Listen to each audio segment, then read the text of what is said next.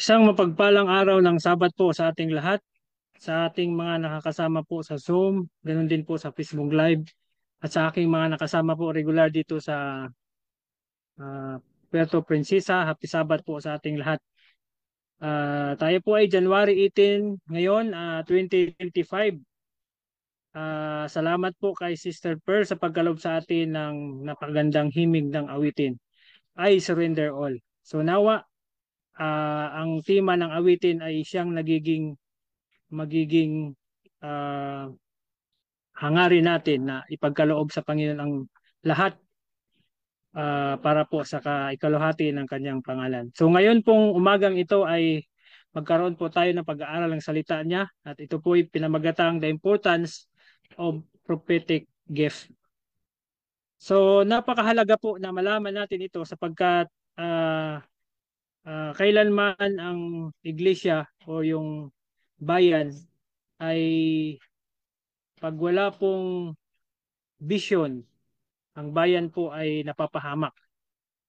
At bilang pangbungad, kung tayo po nagkaroon ng isang bagay na mahalaga at nais natin itong bilhin, di ba pag kilala natin ang nagbibinta at marami tayong alam tungkol sa bagay na binibinta niya, ay wala na tayong maraming katanungan.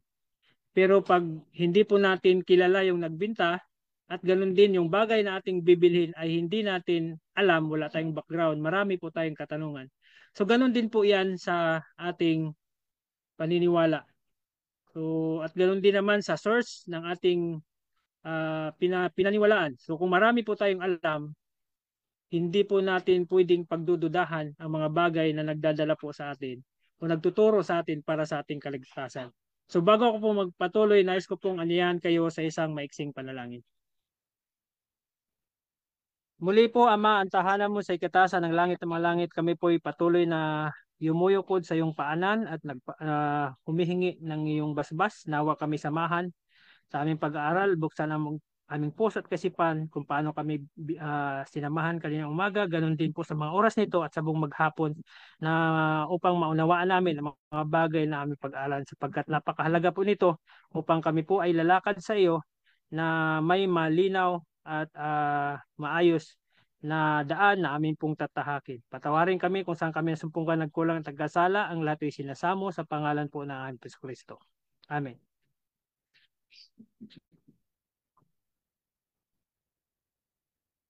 So gusto ko pong itanong kung malinaw po bang naririnig ang aming pong sounds. Hello po, meron po bang makakapag ano? Yes po, loud and clear.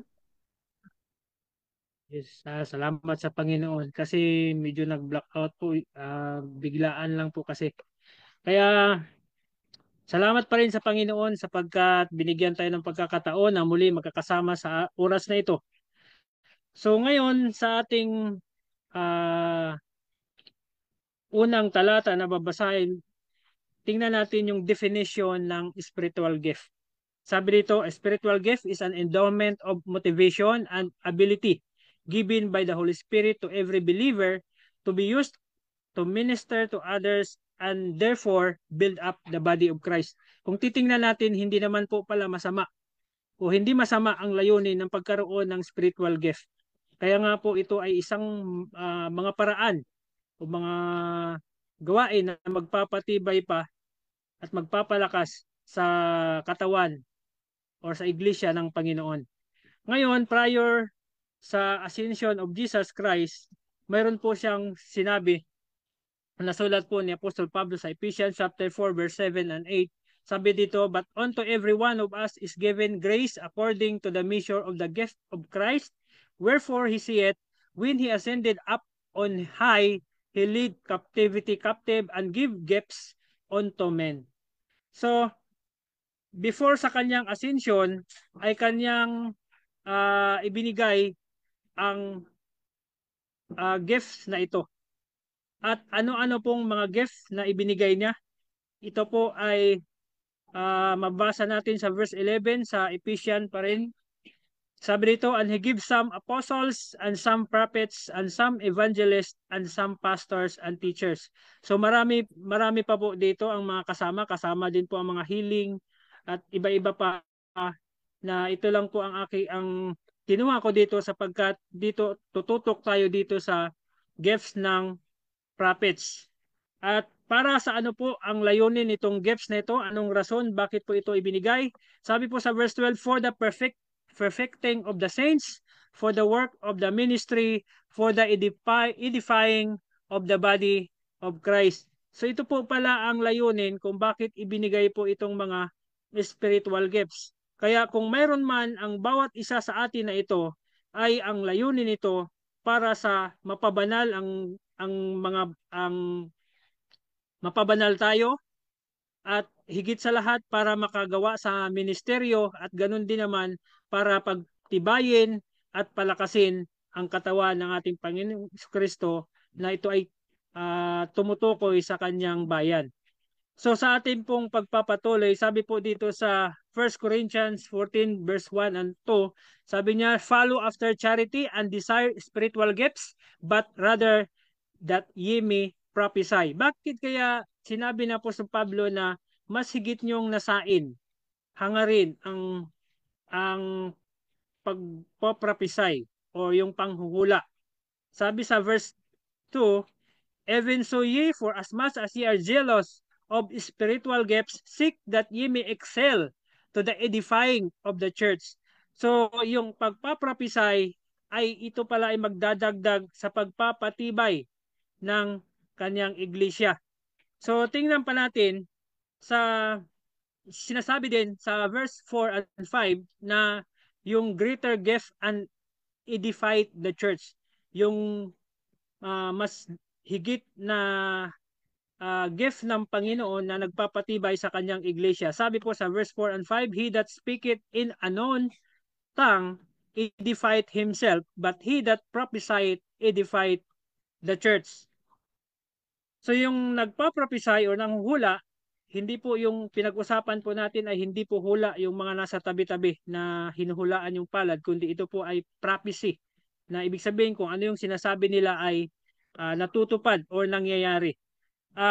Sabi dito sa kasunod, I would that ye also speak with tongues, but rather that ye prophesied, for greater is he that prophesied. So, kung mayroon mang iba kaloob ng binigyan ka ng makapagsalita ng iba't ibang wika, ang ito naman ay mas higit na mahalaga itong pagprophesy. So, makita natin dito na pinahalagahan yung panghuhula na kaloob. So ngayon, how important is prophetic gifts? Kung ating mabasa sa Amos chapter 3 verse 7, surely the Lord God will do nothing but He revealeth His secret unto His servants the prophets. Kasi kung mayroong mga gustong ipaalam ang Panginoon, ay Kanya itong nire-reveal sa mga propeta. Kaya mahalaga na mayroon po tayong alam at mayroon tayong pinaniwalaan na ginamit ng Panginoon para po dito. At maliban po dito sa the Lord revealed His secret, ano pa po, bakit mahalaga ang prophetic gifts? Sabi sa Proverbs 29:18, where there is no vision, the people perish. Kaya napakahalaga po dito kasi katulad sa atin, ay wala pa naman po tayong kilala na tao na pumunta ng langit at bumalik sa lupa at sinabi kung ano ang requirements para sa kaligtasan.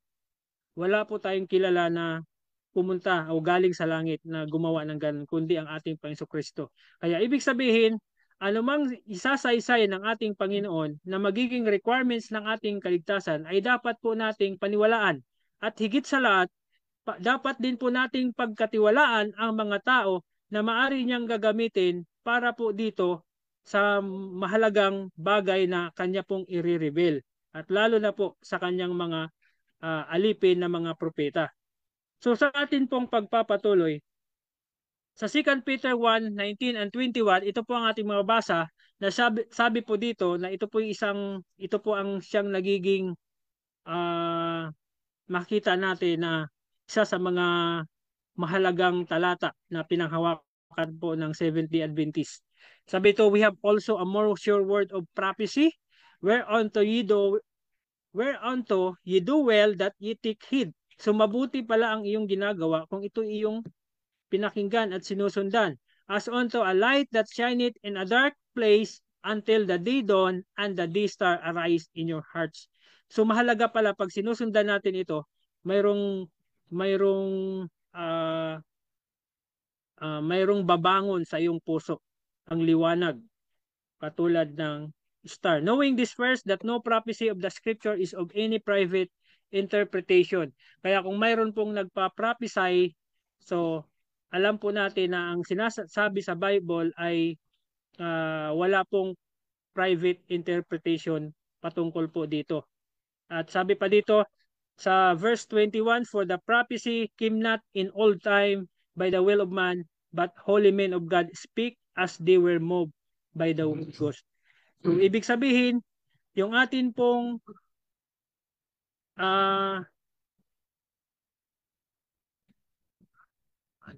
patay mo.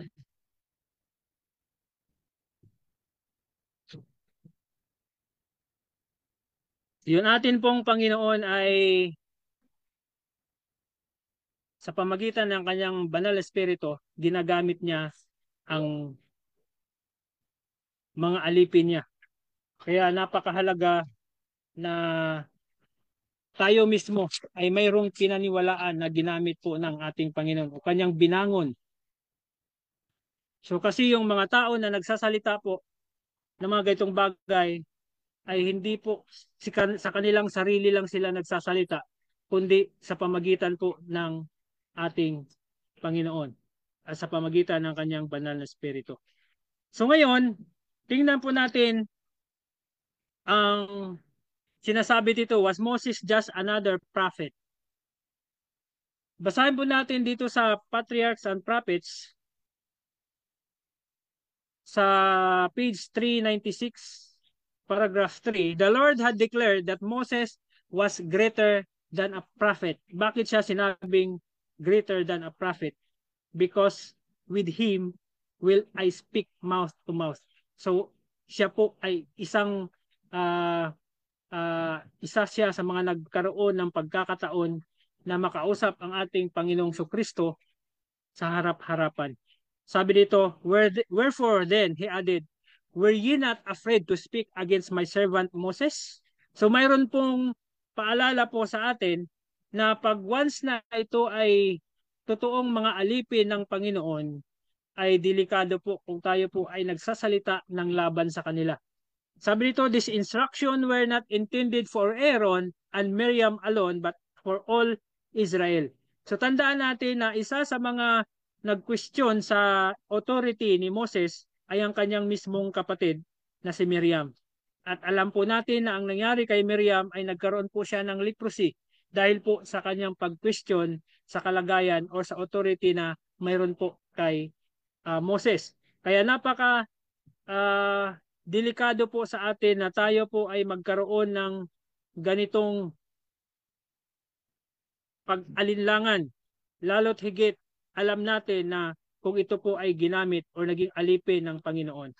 So, ngayon tingnan po natin ang mga kasunod na bahagi. Sabi dito sa Counsels for the Church, the work of the prophet includes more than just making predictions. So hindi lang pala ang propeta ay nagpipredict o nagsasabi kung ano yung mangyari sa hinaharap.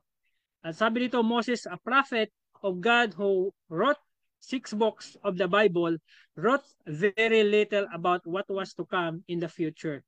So hindi po tayo tututok dito sa 6 books of the Bible na sinulat niya kasi ang alam natin 5 books eh.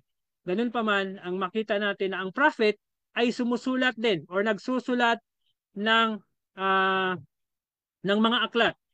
At sabi dito, wrote very little about what was to come in the future. His work is described by Hosea in his brother sense, by a prophet, the Lord brought Israel out of Egypt, and by a prophet was he preserved. So, yung kanyang gawain ay sinabi din naman ng isang propeta na si Hosea. At kaya nga sinasabi na ang prophet is subjects for a prophet. So yung mga propeta nagsasalita hindi lang sa kanilang mga sarili, kundi sinasalita din nila yung mga ibang propeta. O sabihin, kinikilala nila yung mga binango ng Panginoon na mga propeta. Ngayon, sabi dito sa kasunod, at first advent, who was sent to prepare the way of the Lord? Of the Lord. Sino po ang binangon ng Panginoon para mag-prepare ng way of the Lord?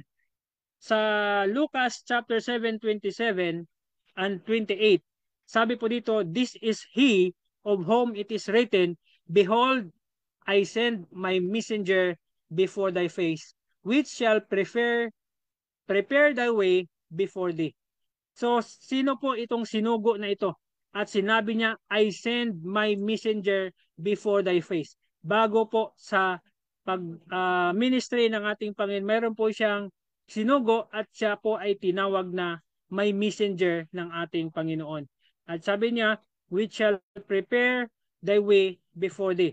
Sabi sa verse 28, for I say unto you, among those that are born of women, there is not a greater prophet than John the Baptist, but he that is least in the kingdom of God are greatest. So, makikita natin na si John the Baptist, nung siya po ay nagministeryo, hindi po niya kinilala ang kanyang sarili o hindi po niya inangkin na siya ay propeta. Kahit po tingnan natin ang record po na basa natin sa Lucas na sinabi nung tinanong po siya kung sino baga siya, sinasabi niya po na siya ang tinig na nagmumula sa ilang. Kahit sinabi pa tinanong siya na ikaw bagay propeta, sinabi niya na no. Pero dito makita natin na siya po ay sinabi na mas greater prophet. So ibig sabihin mas dakilang propeta pa pala siya, pero nung sa kanyang panahon hindi niya inangkin na siya ay propeta. So ibig sabihin sa isang alipin ng Diyos, bagamat hindi niya inamin na siya ay propeta, ay pag nagawa niya ang gawain patungkol po sa kanyang nakapatungkol sa kanya, bagamat hindi niya inangkin na siya ay propeta, siya ay kinilala pa rin ng Diyos bilang isang propeta sapagkat yan yung kanyang gawain. So tandaan natin si John the Baptist, ginamit siya or siya ay ang kanyang pag-angkin bilang sa kanyang sarili ay siya ay mensahero at kinilala siya ng Panginoon bilang greater prophet. Ngayon, sa sulat naman dito sa From Heaven with Love, page 141, paragraph 5. Sabi dito, John was more than a prophet. While prophets had seen from afar Christ's advent, to John it was given to behold him, to present him to Israel as the sent of God. Kaya sinawag po siya na more than a prophet kasi nakasama niya mismo ang ating Panginoon at siya ang naghayag at nagpakilala sa Israel na siya ang tinutukoy na Messiah. The prophet John was the lesser light to be followed by greater. So tandaan natin si John, hindi niya inangkin na siya ay propeta, pero dito sinasabi siya na more than a prophet. At si John, sabi pa dito, ay tinawag din naman was the lesser light. So, makita natin dito na ito po ay nangyari sa first advent ng ating Panginoon. Sa second advent kaya, mayroon po ba kayang mensahero ng Diyos na gagamitin sa ating lalo't higit sa ating kapanahunan? Tingnan po natin ang kasunod na mga pag-aaral. Important reason God uses to the prophets. Tingnan natin bakit mahalaga na nagbangon ang Panginoon ng mga propeta. Sabi dito, but when he saw many of the Pharisees and Sadducees come to his baptism, he said unto them, O generation of vipers, who hath warned you to flee from the wrath to come? Bring forth therefore fruits meet for repentance. So, isa po sa napakahalagang gawain na ipinagkatiwala sa propeta is yung pag-rebuke at yung pagpapaalala po sa bayan ng Diyos o sa kanyang bayan kung saan man siya binangon. So ito po ang isa sa mga bagay na marami po ang tumatalikod lalo't higit sa ating panahon ng ating Panginoon nung sabihin niya ang sino mang kakain ng aking dugo at kakain ng aking laman at iinom ng aking dugo ay magkaroon ng buhay. Marami po ang tumalikod sa kanya sapagkat hindi nila maunawaan ang sinasabi ng ating Panginoon.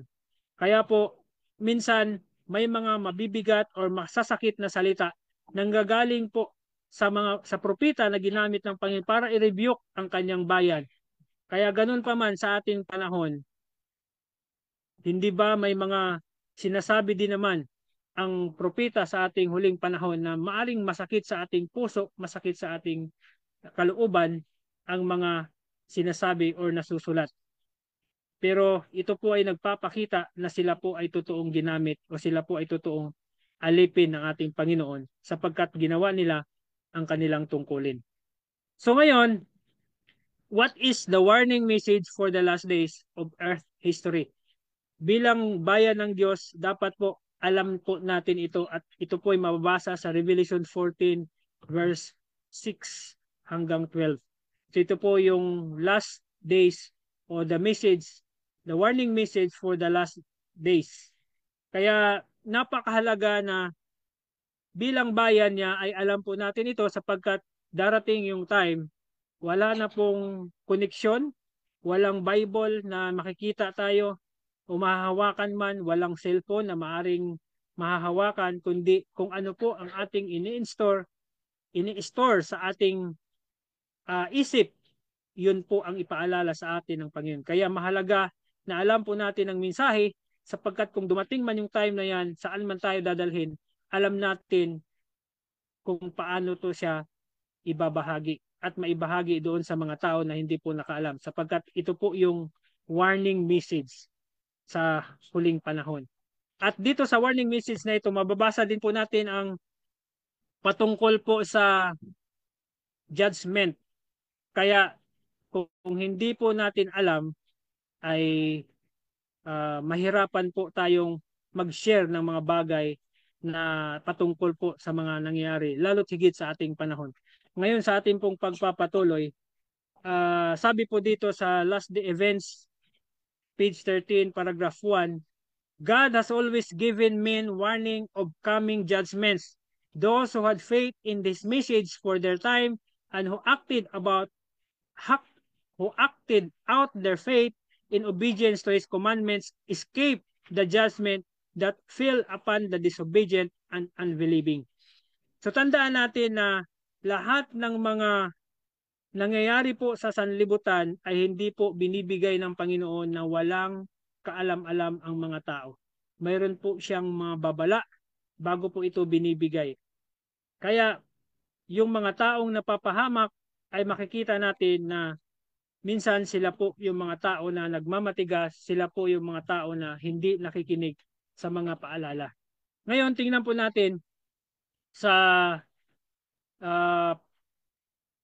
page 14 ng Last Day Events, paragraph 1. So in the prophecies, the future is open before us, as it was open to the disciples by the words of Christ.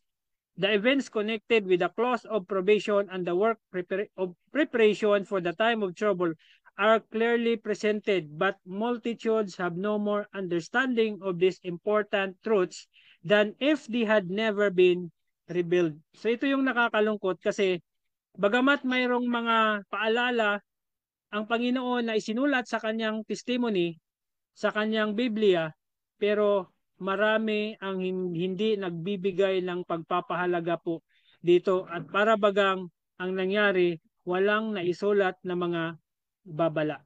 So yun po ang magiging kalagayan ng bayan niya sa panahon pong ito. So sabi pa dito sa Acts, mayroon bang promise that the Lord gave His servants in the last days? Sa Acts 2, chapter 7, sa Acts chapter 2, verse 17 and 18, sabi dito, and it shall come to pass in the last days, saith God, I will pour out my spirit upon all flesh, and your sons and your daughters shall prophesy, and your young men shall see visions, and your old men shall see dreams, or shall dream dreams. And on my servants and on my handmaidens I will pour out in those days of my spirit, and they shall prophesy. Sa kasunod na verse sa Joel, um, ito rin po ang sinabi, and it shall come to pass afterward that I will pour out my spirit upon all flesh, and your sons and your daughters shall prophesy, your old men shall dream dreams, your young men shall see visions. And also upon the servants, upon the handmaids, in these days will I pour out my spirit. So yan po ay sa Joel chapter 2, 28 and 29. So itong dalawang talata ay parihong nagsasabi na in the last days. Ngayon tingnan po natin sino po ang binangon in the last days. At alamin natin paano po itong natupad, itong propesya po na ito. Sabi sa Bible Commentary, Volume 4, 1175, paragraph 2, sabi ito, if this prophecy of Joel meet a partial fulfillment on the days of the apostles, so we are living in a time when it is to be even more evidently manifest to the people of God. So ibig sabihin, mayroon nangyari ito, partial fulfillment sa panahon ng mga apostol. At sabi niya, He will so bestow His Spirit upon His people that they will become a light amidst the moral darkness, and great light will be reflected in all parts of the world. Oh, that our faith might be increased, that the Lord might work mightily with His people. So kung ito ay mayroong partial fulfillment sa panahon ng apostles, so sa ating panahon, mayroon po itong fulfillment. Kaya kung paano yung proseso sa unang panahon na bago po ang panahon ng Pentecost, mayroon pong ginamit ang Panginoon na nagbukas ng daan para po sa gawain ng Panginoon. Mayroon siyang ginamit na messenger, ginamit niya at ito ay tinagurian na laser light. Sa ating panahon, mayroon din po kaya gagamitin ang Panginoon sa last days. Tingnan po natin dito sa 1 SM 32, paragraph 2. Sino po ang binangon ng Panginoon? Sabi dito, early in my youth, I was asked several times, are you a prophet? I have ever responded, I am the Lord's messenger. So ano po ang pagkilala niya sa kanyang sarili? Kinilala niya siya ay mensahero ng Diyos. So ano po si John the Baptist noon? The Lord's messenger. At sinabi niyang ng Panginoon, my messenger. Inangkin ba ni John the Baptist na siya ay propeta? Hindi po. Sabi nito, and I know that many have called me a prophet, but I have made no claim to this title. My Savior declared me to be His messenger. So pariho po ang kanilang gawain ni John the Baptist. Sabi dito, your work, He instructed me, is to bear my word. Strange things will arise, and in your youth I set you apart to bear the message to the erring ones. So hindi ba si John the Baptist ay sinit apart din naman para sa isang gawain para sa kanya? Sabi dito, to carry the word before unbelievers, and with pen and voice to reprove from the word actions that are not right. Exhort from the word, I will make my word open to you. So ano po yung sabi sa kanya ng Panginoon? I will make my word open to you. So tandaan po natin na itong ginamit ng Panginoon, ang mismong Panginoon nagsabi sa kanya na yung aking salita ay ibubukas ko sa iyo. At sabi pa dito, it shall not be as strange language. Bakit kaya hindi strange language? Alam po natin sa ating panahon ngayon ay ang universal language ay ang English. Kahit sa ang lugar ka, may mga tao na marunong magsalita ng English. Kaya hindi po natin pwedeng sabihin na hindi natin alam yung ginamit ng Panginoon na propeta. So, yung kanyang mga sulat ay hindi po natin pwedeng sabihin hindi ko maintindihan sapagkat alam natin na ang salitang ito o yung language na ginamit niya ay universal language at pwede pong malaman ng bawat isa na nandito po sa sanlibutan. So in the true eloquence of simplicity with voice and pen, the messages that I give shall be heard from one who has never learned in the schools. So biruin nyo, yung mga salita na ibibigay sa kanya ay mauunawaan. Yung isusulat niya mga salita ay mauunawaan kahit ng mga tao na hindi nag-aaral sa mga paaralan. At sabi niya dito, my spirit and my power shall be with you. Tandaan po natin yung huling sinabi dito na my spirit and my power shall be with you. So bihira po yung binibigyan ng ganong assurance na ang spirito ng Panginoon at kapangyarihan niya ay nasasa sa kanya.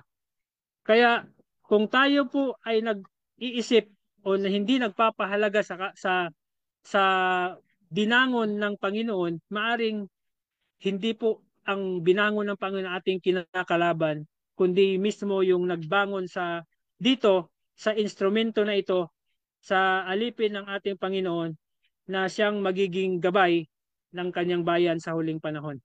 So tingnan pa natin yung sinabi dito sa Deuteronomy chapter 13 verse 1 and 3, how can we prove Ellen G. White was indeed a messenger chosen of God? At sabi niya, sa binanggit kong talata, if there arise, sa Deuteronomy chapter 13, if there arise among you a prophet or a dreamer of dreams, and give it thee a sign or a wonder, and the sign or the wonder come to pass, whereof he speak unto thee, saying, let us go after other gods, which thou hast not known, and let us serve them. Kahit pala ito ay sinasabing propeta ng Diyos na naginip siya, nagkita ng vision, pero pag tayo pa ay itinuturo sa isang Diyos, sa ibang mga Diyos, o sa isang Diyos na hindi kilala, at sasabihin niya na tayo ay maglilingkod doon, ay wag nating paniniwalaan. So, dito pinapakita sa atin dito na yung pagpili sa propeta ng Diyos ay kailangan umaayon sa salita mismo ng Panginoon at sa kanyang ginagawa ang kanyang mga sinasabi. Ngayon, sabi niya dito, kung ganun ang mangyayari, sabi ng Panginoon dito, thou shalt not hearken unto the words of that prophet or that dreamer of dreams, for the Lord your God profit you to know whether you love the Lord your God with all your heart and with all your soul. So maliban po sa rason na ito, wala po tayong dapat pag-alinlanganan pag mayroon pong ginamit ang Panginoon na propeta. Maliban po kung tayo po ay itinuturo sa ibang Diyos na hindi kilala at sasabihin niya ito ang ating sambahin. So maliban po doon ay kailangan po natin paniwalaan yung mga propeta na pag sila po ay nanaginip o sila ay nagvision at natupad at tinuro tayo sa Diyos na lumalang sa langit, sa lupa at ng bukal ng tubig, yan po ay totoong propeta. So ngayon, sabi dito, to the law and to the testimony, if they speak not according to this word, it is because there is no light in them. Sabi po sa Isaiah 8:20. Even the work of the Holy Spirit upon the heart is to be tested by the word of God. The Spirit which inspired the scriptures always leads to the scriptures. So tandaan natin, sinabi niya dito, the Spirit which inspired the scriptures always leads to the scriptures. Kaya mapapansin nyo, katulad itong mabasa natin na 1 SM 43 paragraph 2 o mabasa din naman sa General Conference Daily Bulletin April 13, 1891, mayroon pong nakakot na Isaiah 8:20. So ibig sabihin dito, yung sinabi dito na the Spirit will inspire the scriptures always leads to the scriptures. Bagamat mayroon siyang mga sinabi dito, pero nililid niya ang tao doon sa scriptures kung saan po ito nakasulat. Ngayon, tingnan po natin yung kasunod. Sabi dito, ay sa 3SM 29 paragraph 1, I recommended to you, dear reader, the word of God. Sabi niya, as the role of your faith and practice. By that word we are to be judged. God has in that word promised to give vision in the last days. Not for a new role of faith, but for the comfort of His people. So tandaan natin, bakit ibinigay po ang vision in the last days for the comfort of his people and to correct those who err from the Bible truth. So tandaan natin, marami pong mga protestante noon na unang binangon ng Panginoon na kalaunan ay marami pa ring dalang mali na mga doktrina sapagkat hindi po sila naitatama. At ito pong sa last day, meron pong binangon ng Panginoon para i-correct yung mga mali na Bible truth. Sabi dito, thus God dealt with Peter when he was about to send him to preach to the Gentiles. So kaya napakahalaga na bigyan po natin ito ng importansya sapagkat nakikita natin dito no kung para kanino ito, lalo't higit sa ating panahon.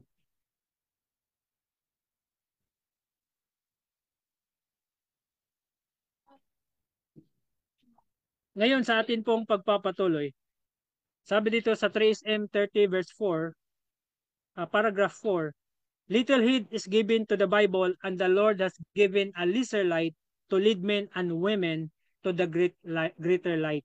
So tandaan natin, si John the Baptist, tinawag siya ng Panginoon na messenger at tinawag din siya ng Panginoon na propeta or more than a prophet at higit sa lahat tinawag din siya na lesser light. Bagamat si John the Baptist hindi niya inangkin na siya ay propeta pero tinawag siya sapagkat ang kanyang gawain ay umaayon po sa pagiging propeta. At dito, itong binangon sa huling panahon, ang sabi niya dito, the Lord has given a lesser light to lead men and women to the greater light.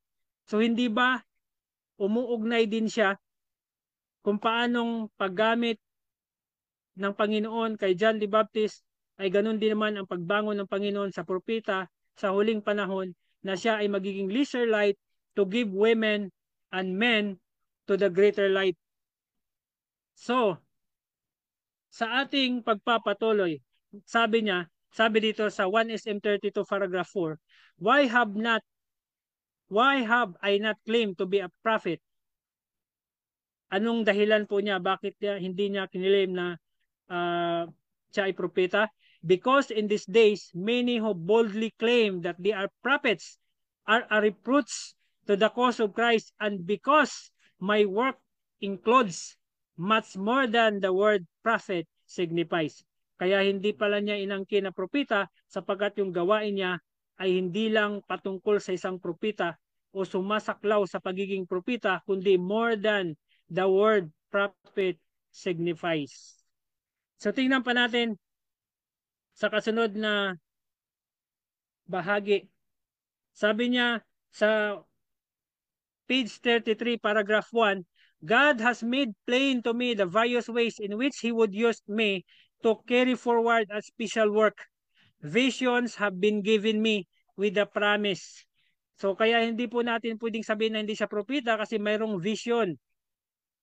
At kaya nga sinabi ito na his work is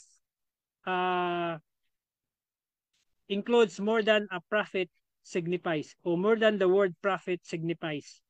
At may yung promise sa kanya, if you deliver the messages faithfully and endure the end, you shall eat of the fruit of the tree of life and drink of the water of the river of life.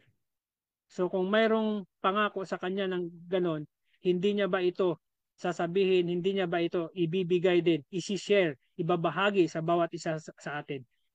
So, sa ating pagpapatuloy, tandaan natin, balikan natin yung pagsabi kay John the Baptist na John was more than a prophet at sinabi din po na the prophet John was the lesser light. Kaya tingnan natin yung comparison ng binangon ng Panginoon na magbukas ng daan para sa kanyang gawain. Si John the Baptist sa First Advent at sa Second Advent naman po itong binangon ng Panginoon sa huling panahon na si Mrs. White.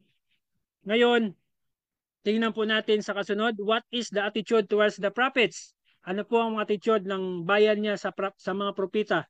Sa Lucas chapter 4 verse 24 sabi ito, and he said, verily I say unto you, no prophet is accepted in his own country. So kung ito po ang nakasulat sa Biblia na walang propeta na tinanggap sa kanyang sariling bayan, paano kaya sa ating sarili? Naitanong ba natin sa ating sarili na hindi kaya isa tayo na maaring gagawa din ito na hindi tatanggap ng propeta na binangon ng Panginoon sa huling panahon?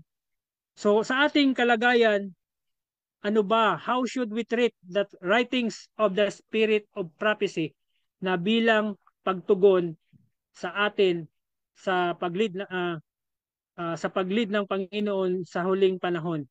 Sabi dito sa Selected Messages, page 40, paragraph 1, I saw the state of some who stood on present truth. Nakita niya yung kalagayan ng mga tumatayo sa pangkasalukuyang katotohanan, but disregard the vision, but hindi pinahalagahan ang mga pangitain. The way of God, or the way God had chosen to teach in some cases, those who erred from the Bible truth. So sabi pa dito, I saw that in striking against the vision, they did not strike against the worm, the feeble instrument that God speak through, but against the Holy Ghost. I saw it was a small thing to speak against the instrument, but it was dangerous to slight the words of God. Tandaan natin sa panahon ni Moses, yung mga hindi po kumikilala sa kanyang authority ay may kaakibat po na kaparusahan. Ganun din naman sa panahon ni John the Baptist, yung mga hindi po naniwala sa kanya ay hindi rin po nakinabang pagdating po ng ating Panginoong Kristo. So wag po sana tayong papasok o darating sa ganitong kalagayan. I saw if they were in error and God chose to show them their errors through visions and they disregarded the teachings of God through visions, they would be left to take their own way and run in the way of error and think they were right until they would find it too late. So wag po sana mangyari sa atin ito kasi bakit ito pinauna sa atin na sinabi sapagkat mayroon pong gaganap nito. Mayroon pong mangyayari na akala nila na ligtas sila pero pagdating ng panahon ay hindi po pala. Kaya kailangan po sikapin natin na hindi po tayo ang gumaganap po nito. So sa ating pagpapatuloy, then the time of trouble I heard them cry to God in agony. Sa panahon ng time of trouble, karugtong po ito. Karugtong po ito ng ating binasa. Didst thou not show us wrong that we might have got right and been ready for this time? So tinatanong na nila, bakit hindi sila binigyan, bakit hindi pinakita sa kanila ang kanilang mali? Pero anong sabi dito? Then an angel pointed to them and said, my father taught, but you would not be taught. Hindi ka matuturuan. He spoke through vision, but you disregarded his voice, and he gave you up to your own ways to be filled with your own doings. Bakit po tayo mapapahamak? Sapagkat pag atin pong dinisregard ang boses, ang salita na nagmumula po sa mga alipin ng Panginoon at tayo po ay nagpapatuloy sa ating kaisipan na sinasabi natin ito yung tama, ay delikado po ang ating kalagayan. At ito po ang mga naranasan ng mga napapahamak. So ngayon sabi pa dito, kaya sabi sa Hosea chapter 4 verse 6, my people are destroyed for lack of knowledge because thou hast rejected knowledge, I will also reject thee. So nawa hindi po ito mangyari sa atin na i-reject tayo ng Panginoon kung paano tayo nag-reject. Sabi pa dito sa 45 ng Selected Message paragraph 1, volume 1, paragraph 3, those who have most to say against the testimonies are generally those who have not read them. So sabi niya dito yung maraming masasabi na laban sa testimony ay sila yung mga tao ay walang alam o hindi binabasa ang testimony. Just as those who boast their disbelief of the Bible are those who have little knowledge of its teaching. Kaya yung mga tao na hindi naniniwala sa Biblia ay sila din naman yung mga tao na hindi nagbabasa ng Biblia. So they know that it condemns them and the rejection, it gives them a feeling of security in their sinful course kasi ayaw po nilang masaway. Ngayon, sabi pa dito, whom are we rejecting? Kung atin pong nire-reject ang spirit of prophecy, sabi dito, mabasa natin na sa Revelation 19:10, and I fell at his feet to worship him, and he said unto me, see thou it not, do it. I am the fellow servant of the brethren, have the testimony of Jesus. Worship God, for the testimony of Jesus is the spirit of prophecy. So sino ang ating ni-reject? Pag i-reject po natin ang spirit of prophecy, yung si Jesus mismo na nagbibigay po ng testimony sa kanyang alipin. Sa ating kasunod, the promise to those who believe the prophets. Sa Chronicles 20:20, and they were rose early in the morning and went forth into the wilderness of Tekoa, and as they went, Jehoshaphat stood and said, hear me, O Judah, and ye the inhabitants of Jerusalem, believe in the Lord your God, so shall ye be established, believe his prophets, so shall ye prosper. So kung naniwala ka sa Diyos, paniwalaan mo din naman ang kanyang propita at ikaw ay lalago. Ngayon, the Bible warning, sabi niya dito sa 1 Thessalonians chapter 5:20 and 21, despise not prophesyings, prove all things, hold fast that which is good. Kaya kung mayroon kayong pag-alinlangan sa mga sumusulat o nagpapropesiya, ay kailangan po nating patunayan kung sila ba ay false prophets or hindi. At sabi dito sa Faith I Live By 296 paragraph 2, in ancient times, God spoke to men by the mouth of prophets and apostles. So in these last days, He speaks to them by the testimonies of His Spirit. Kaya saan po kumakausap ang ating pangsahuling panahon? By the testimonies of His Spirit. At yan po ang nasulat sa Spirit of Prophecy, the testimonies of Jesus Christ. There was never a time when God instructed his people more earnestly than he instructs them now concerning his will and the course of that he would them to pursue or have them pursue. So dito niya sinasabi kung ano yung daan na dapat niyong tahakin. Sa pagpapatuloy natin, the instruction that's given the early days of the message is a safe instruction to follow in this its closing days. Kung yung instruction noon sa unang panahon ay ganun din, safe instruction to follow pa rin sa huling panahon. At sabi dito, let the testimonies be judged by the fruits, kasi marami pong nagdadala ng testimony ay iba po ang espiritu na meron po sa kanya. Kaya kailangan alamin ninyo ang bunga ng pagdala po nila. What is the spirit of their teaching? What has been the result of their influence? Sila ba ay nagpapatibay sa mga kawan o sila ay nagpapawatak-watak sa kawan? All who desire to do so can acquaint themselves with the fruits of these visions. So malalaman natin sa pamagitan po kung ano yung nireveal patungkol po sa kanila. Dito sa kasunod, this work is of God or it is not. God does nothing in partnership with Satan. My work bears the stamp of God or the stamp of the enemy. There is no halfway work in the matter. The testimonies are of the Spirit of God or of the devil. Malalaman natin kung sa ito ay espiritu ng Diyos or sa espiritu ng kaaway. Kaya tandaan natin kung paano ang Panginoon ay pinagbintangan na siya ay mayroong spirit of Beelzebub. So sa ating huling panahon, maaring marami din po o mayroon din pong magsasabi na ang mayroon sa propeta sa binangon sa huling panahon ay mayroon din ganitong uri ng espiritu. Ngayon sa last, sabi niya, sa very last deception of Satan will be to make of none effect the testimony of the Spirit of God. So ito po yung the very last deception of Satan. Kaya napaka importante na pahalagahan po natin ito kasi ito pala yung gagawin ni Satan sa huling panahon. Where there is no vision, the people perish. Satan will work ingeniously in different ways and through different agencies to unsettle the confidence of God's remnant people in the true testimony. He will bring in spurious vision.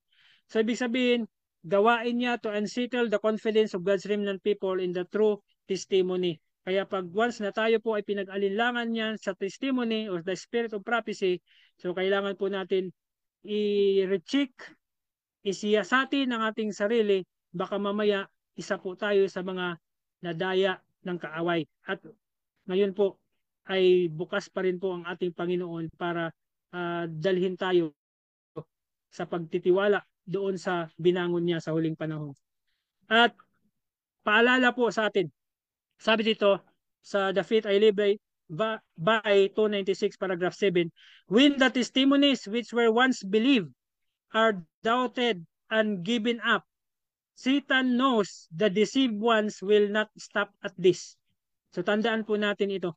Satan knows the deceived ones will not stop at this.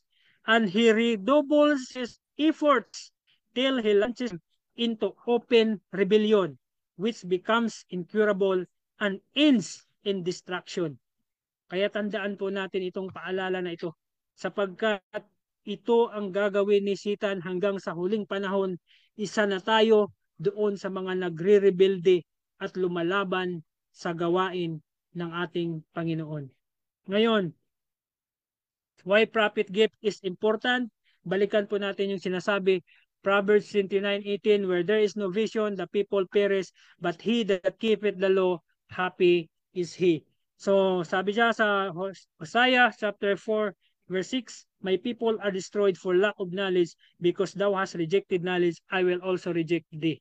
Ngayon, napakahalaga na kilalanin natin ang binangon ng Panginoon, kung paano yung mga sa panahon ni John the Baptist, maraming mga leaders ng simbahan ng Israel ang hindi po nakakinabang sa pagdating po ng Misaya, sapagkat doon pa lang sa ginamit ng Panginoon na mensahero ay hindi nila po pinaniwalaan. Ngayon sa ating panahon, nais ba natin na isa tayo na mabiktima din ng ganun? So tandaan natin, si John the Baptist, bagamat hindi niya inamin na siya ay propeta, ngunit sa Biblia mabasa natin, he is greater than a prophet, at sinabi siya na ng Panginoon na siya ay messenger. At ganun din naman, tinawag siya na lesser light. Sa ating panahon, mayroon din pong mensahero, bagamat hindi niya inamin na siya ay propeta, pero sinabi sa kanyang sulat na siya ay lesser light upang ilid ang mga babae at lalaki sa greater light. At nawa po tayo ay pagpalain ng Panginoon sa ating mga nabasa. Tandaan natin na yung na mga karanasan o yung mga naranasan po natin, lalo tigit sa mga panahong ito, yung mga nangyayari, ay mayroon po yung mga palatandaan o paalala po sa atin. So, sa tingnan po natin yung current events na makakita natin na bago pa lang nangyari doon sa Los Angeles. Mayroon pong nakasulat dito sa selected messages. Sabi dito, catastrophe-proof building will become ashes. So tandaan natin na maraming mga building doon na mamahalin ang nasunog. Sabi dito, I have seen the most costly structures and buildings erected and supposed to be fireproof, and just so don't perish in the flames of God's vengeance, so will this proud structure become ashes. So tandaan natin, nagiging abo po sila. Nagiging abo itong mga ano na ito. So katulad nito, tandaan natin yung sa New York before 9/11, nung 2001, ang New York ay mayroon pong dalawang building na mataas, at yun po ang World Trade Center. Sabi to, in one occasion when in New York City I was in the night season, called upon to behold buildings rising story after story towards heaven. This building were warranted to be fireproof, and they were erected to glorify their owners and builders. But after noon, anong nangyari po? Sabi nito, the scene that next passed me before me was an alarm of fire. Kasi bakit po? Ito po ay bumagsak na sunog at talagang nagiging nadurog po siya, at makikita po natin sa larawan. So, at sabi ito, the firemen were unable to operate the engines. Kasi bakit? Nung masunog po ito, maging yung mga firemen ay kasama pong nabagsakan ng building. Kaya, yung paalalang ito ay isa sa nagpapatibay sa atin na mayroon tayong binangon ng Panginoon na propeta sa huling panahon upang ipaalala, ipakita sa atin ang mga pangyayari. At sana po isa tayo doon sa mga nanghawak, at alamin natin kung ano yung mga inireveal pa ng ating Panginoon sa Kanya. So pagpalain po tayo ng Panginoon, at nawa po ang lahat ng ating mga nabasa at narinig ay magpatibay sa atin upang masigit nating pagkatiwala ang ating sarili sa ating Panginoon. Happy Sabbath po at magandang umaga po sa ating lahat.